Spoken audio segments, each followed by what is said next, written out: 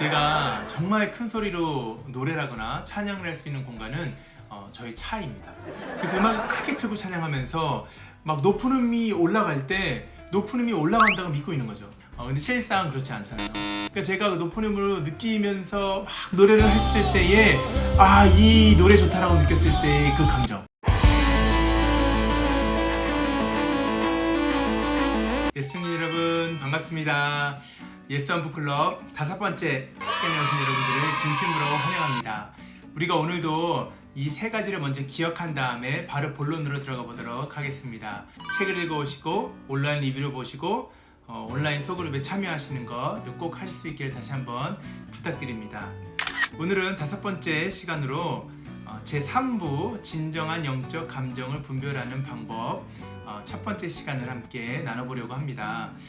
우리가 지난 시간에 다 살펴보지 못했던 2부에 있는 마지막 과를 한번 살펴보고 드디어 3부에 있는 적극적인 표지 오늘은 2가지를 살펴보도록 하겠습니다.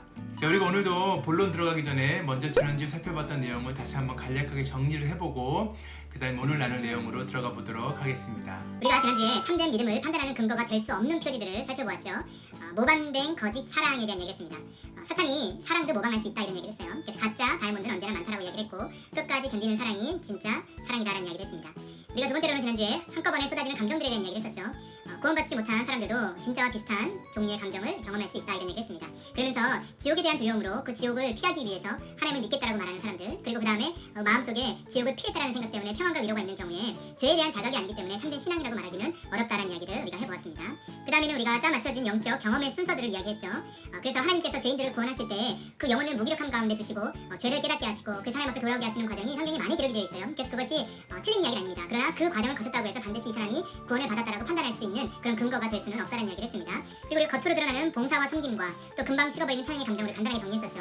열심히 종교적인 활동을 한다고 해서 그 사람이 구원을 받았다라고 판단할 수 있는 근거가 될 수 없다는 것을 이야기했고 또 하나님을 향한 찬양의 모습이 금방 식어버릴 수 있는데 그러한 찬양의 뜨거운 열기가 있다고 해서 그 사람이 구원을 받았다라고 말할 수 있는 근거로 삼을 수는 없다는 것을 이야기했습니다. 우리가 지난주에 마지막으로 구원에 대한 거짓 확신에 대한 얘기를 했죠. 그래서 자기가 구원을 받았다고 느낀다고 해서 그것을 구원을 받은 근거라고 판단하기는 어렵다라고 이야기했습니다. 믿음으로 산다는 것에 대한 얘기를 했죠. 보는 것으로 사는 것이 아니라 믿음으로 산다는 것은 우리 눈에 보이지 않는 하나님의 나라가 우리의 생각이나 삶에 대한 자세를 지배하도록 허락하는 것이다 라는 멋진 이야기였습니다. 자, 오늘은 그래서 우리가 참된 신앙을 판단할 수 없는 마지막 표지 하나를 살펴본 다음에 그 다음부터는 여러분들이 오랫동안 기다렸던 참된 신앙을 판단할 수 있는 그런 적극적인 표지 12가지를 살펴보는 시간을 시작하려고 합니다. 2부의 마지막 과인 겉모양만 그리스도인을 살펴보고 3부로 들어가도록 하겠습니다. 에드워즈는 어떠한 사람도 진정한 그리스도인을 명확하게 분별해낼 수는 없다라고 이야기했어요. 이유는 간단합니다. 그 누구도 다른 사람의 마음속을 들여다볼 수 없기 때문이다 이런 이야기를 했습니다. 그래서 겉으로 보기에 한 사람이 아무리 그리스도인 같다고 느껴진다 할지라도 그 겉모습을 보고 이 사람 진짜 그리스도인 맞구나 라고 우리가 확정지어서 이야기할 수 없다라는 것을 말하는 것이죠. 성경에서 말하는 참된 신앙의 판단 기준은 에드워드 입장에서 그리고 성경적으로 봤을 때 이것은 삶의 열매였다라는 사실을 이야기를 하고 있어요. 아름다운 색깔이나 향기로 판단하는 것이 아니라 그 사람의 진짜 삶의 변화된 모습 가운데 그 열매를 맛보아서 알았을 때 우리가 그것을 알 수 있다라고 말하는데 그럼에도 불구하고 에드워즈는 끝까지 이것은 하나님께 속한 것이다 라는 이야기를 합니다.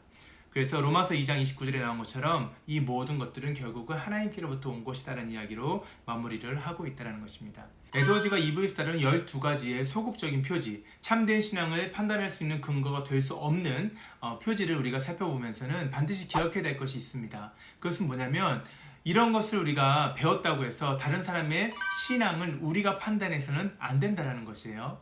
다른 사람의 신앙을 판단할 수 없다는 것에 대해서 에드워즈는 반복해서 이야기를 합니다. 그렇기 때문에 우리가 3부에서 확인하게 될 수 있는 참된 신앙을 판단할 수 있는 표지 12가지를 다룬 후에도 우리는 그것을 통해서 우리의 영혼의 유익함을 돌아볼 뿐이지 다른 누군가를 판단할 수 있는 기준 삼아서는 안 된다는 사실 여러분들 꼭 기억하셨으면 좋겠습니다.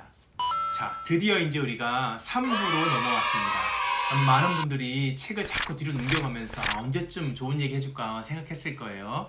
오늘부터 시작합니다. 오늘 2과를 함께 나누고 그 다음에 남은 이제 3번의 시간을 통해서 나머지 10개의 적극적인 표지를 함께 살펴보도록 하겠습니다. 오늘 함께 나눌 첫 번째 표지는 영에 속한 감정이라고 우리 책에선 제목을 삼고 있는데, 이게 신앙 감정론에서는 성령의 내주라고 이야기를 하는데, 저는 그게 좀 더 전체적인 내용을 쉽게 우리에게 전할 수 있는 제목이 아닌가 생각을 합니다. 에드워즈는 우리 안에 있는 참된 감정은 영적이다라고 표현을 해요. 그런데 여기서 영적이다는 의미를 우리가 분명하게 이해할 필요가 있습니다. 영적이다는 것은 성화되지 않는 자연인을 의미하는 육에 속한 사람에 반대되는 개념이에요. 자, 이게 무슨 말이냐면, 자연인이라는 것은 인간의 본성대로 행하는, 다시 말해서 죄가 있는 그대로 행하고 있는 모습을 말하는 거예요.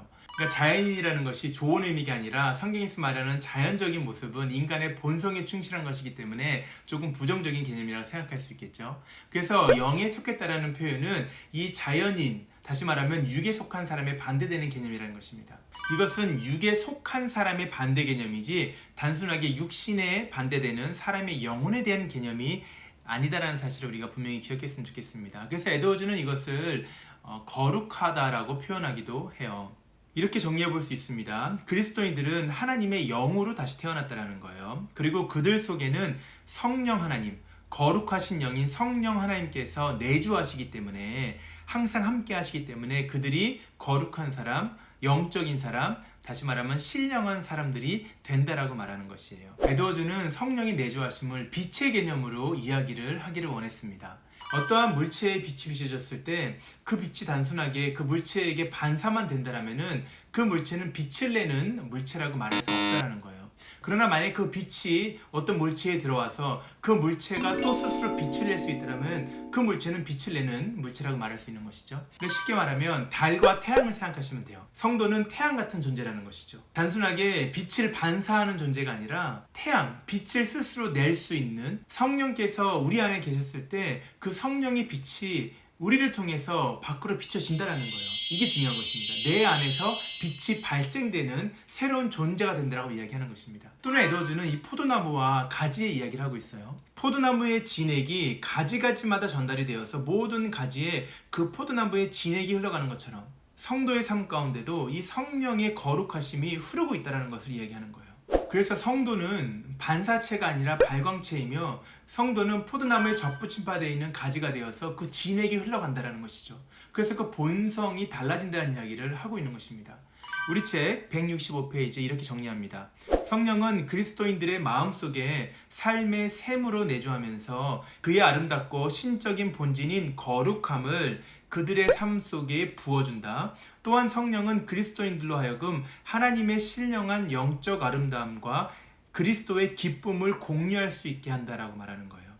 그래서 성령의 내주하심은 거룩하심을 전달하는 거라고 말합니다. 에드워즈가 표현하는 그대로 하자면 그 아름답고 하나님의 달콤한 것들을 성령의 내주로 말미암아 성도의 삶 가운데 전달시키신다라는 거예요. 그렇기 때문에 거듭나지 못한 사람, 성령이 그 안에 내주하지 않는 사람들과는 본질적으로 차이가 날 수밖에 없다라고 이야기를 하는 것입니다. 자, 또한 영에 속한 감정은 당연히 영적일 뿐만 아니라 초자연적이다. 여기서 자연적이라는 의미는 아까 말씀드린 것처럼 인간의 본성에 충실하여서 죄 가운데 거하는 것, 다시 말해서 육신에 속한 모습을 말하는 것입니다. 그런 의미에서 그것을 뛰어넘는다는 것이에요. 하나님의 영의 역사는 사람들 안에 있는 자연적인 본성이나 자연적인 원리와는 전혀 질적으로 다르다는 것입니다. 그래서 그리스도인은 육에 속한 사람이 감지할 수 없는 무언가를 감지할 수 있다라고 말하는 거예요. 그러면서 에드워즈가 이런 이야기를 해요. 눈으로 보는 꿀과 손으로 찍어 먹는 꿀에 차이가 있지 않겠느냐라는 거예요. 우리가 이렇게 생각해 볼 수도 있어요. 저는 다양한 재능이 없죠. 근데 진짜 없는 게 음악적인 재능이에요. 제가 정말 큰 소리로 노래를 하거나 찬양을 할 수 있는 공간은 저희 차입니다. 그래서 음악을 크게 틀고 찬양하면서 막 높은 음이 올라갈 때 높은 음이 올라간다고 믿고 있는 거죠. 근데 실상 그렇지 않잖아요. 그러니까 제가 그 높은 음으로 느끼면서 막 노래를 했을 때에 이 노래 좋다라고 느꼈을 때 그 감정. 우리 청년부의 자랑 예스프레이즈 너무 찬양을 잘하지 않습니까? 그 형제 자매들이 뭐 높은 음, 낮은 음을 막 넘나들면서 찬양을 하면서 느끼는, 진짜 음악하는 사람들이 느끼는 감정. 어찌 보면은 비슷한 모습일 수 있지만은 실제로는 눈으로 보는 꿀과 찍어 먹어보는 그런 꿀 아닙니까? 그리스도인들이 느끼는 감정은 그것을 갖지 못한 자들과 감정하는 분명히 본질적인 차이가 있다는 거예요. 본질적으로 저의 고음과 그들의 고음이 다른 것처럼. 여러분들 그러지 마세요. 여러분들 비슷한 거 다 알고 있습니다. 그래서 에드워즈는 이것을 영혼의 본성 안에 있는 새로운 기초라고 이야기를 하는 것입니다. 에드워즈는 이어서 성령의 증거에 대한 이야기를 하고 있습니다. 이것이 왜 중요하냐면 성령께서 우리 안에 내주하시고 우리가 새로운 영적인 감정을 가졌다는 것은 또 다른 표현은 우리가 하나님의 자녀가 되었다는 것이에요. 근데 하나님의 자녀가 되었다는 것을 성령을 통해서 우리가 깨닫게 되는 것인데 그것을 성령이 증거한다라고 이야기를 해요. 근데 많은 사람들이 이것을 오해하고 있다는 것입니다. 우리 책 178페이지 이렇게 정리합니다. 성령의 증거는 영적 속삭임이나 즉각적인 계시가 아니에요. 이것은 죄를 미워하고 거룩함을 추구하며 하나님을 사랑하도록 인도하는 하나님의 영의 거룩한 역사의 결과이다라는 것이죠. 단순하게 우리가 상상하거나 머리를 스쳐가는 하나님의 말씀이라든가 한순간 내 마음이 뜨거워지는 감정 가운데서 이것이 성령께서 내 안에 주시는 것이구나를 판단하는 것이 아니라 우리의 삶의 열매를 통해서 하나님은 우리 안에 성령이 함께 하신다는 사실을 깨닫게 하시고 분별할 수 있게 하신다는 사실을 에드워즈가 강조해서 전하고 있다는 것이죠. 자, 이어서 두 번째 적극적인 표지인 자기애와 하나님의 사랑에 대한 내용을 살펴보도록 하겠습니다. 신앙 감정론에서는 이 과의 제목이 하나님의 아름다우심에 대한 인식인데 제 생각엔 역시 이번 과도 원래 제목이 좀 더 전체 내용을 설명하는 데 도움이 되는 것 같아요. 에드워즈는 자기애에서 시작된 하나님의 사랑은 참될 수 없다라고 이야기를 합니다. 자기를 사랑하는 마음에서 하나님을 사랑하게 됐을 때 그것은 하나님에 대한 잘못된 이해를 초래할 수 있다라고 이야기를 하는 것입니다. 그런 사랑은 하나님을 공의의 하나님으로 보지 못하고 오직 선하신 사랑과 자비의 하나님으로만 생각할 수 있어요. 왜냐하면 나를 사랑하는 하나님이 중요하기 때문에 그렇죠. 또는 하나님께서 주권적으로 인간을 사랑하신 모습을 인간의 어떠함, 인간의 가치 때문에 내가 그 사랑을 받을 만하기에 합당하기 때문에 하나님이 나를 사랑하신다라고 하나님에 대한 오해를 할 수 있다는 것이죠. 자기애에서 비롯된 하나님에 대한 인식은 죄에 대한 무지함을 알 수가 있어요.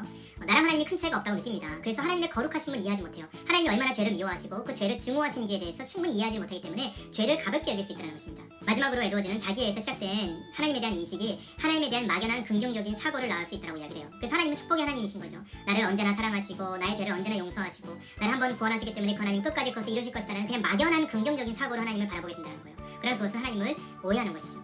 그래서 많은 경우에 사람들은 하나님을 사랑한다고 내가 느끼거나 고백했을 때 그 뿌리를 보면 그게 나에 대한 사랑이 있다는 거예요. 하나님이 나를 사랑하시니까 하나님이 나에게 축복을 주시니까 그래서 나도 하나님을 사랑한다라고 말한다는 것입니다. 그러나 에드워즈가 말하는 하나님을 향한 참된 사랑은 그렇지 않다는 거예요. 우리 책 182페이지에서 에드워즈는 이렇게 이야기합니다.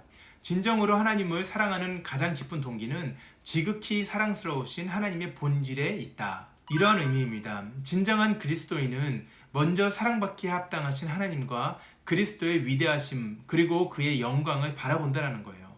여러분 이것이 상당히 중요한 개념입니다. 많은 사람들이 오해를 하고 있고 그게 맞다라고 생각을 해요. 그런데 그리스도인이 하나님을 사랑했을 때 하나님이 나를 사랑했기 때문에 내가 하나님을 사랑한다는 개념은 성경적인 것이 아니고 그게 진정한 사랑이 아니라는 것입니다. 왜냐하면 성경에서 말하는 하나님에 대한 사랑은 하나님 자체에 대해서 사랑을 느끼는 거예요. 그래서 에드워즈는 우리가 하나님께 사로잡히는 것이 먼저다라고 말하는 것입니다. 신앙감정론 354페이지에서 이렇게 이야기해요. 성도의 감정은 하나님과 함께 시작된다. 이런 감정 속에 자아사랑은 결과적이고 간접적으로만 연관된다.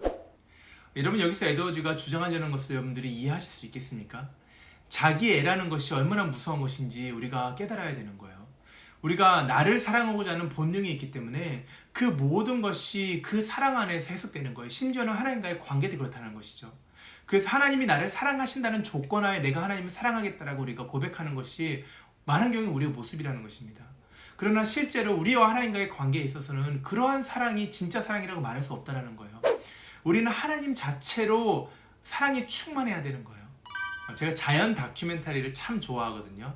어제도 아이들과 함께 이 아프리카 자연 다큐멘터리를 보는데 그 자연이 너무 아름다운 거예요.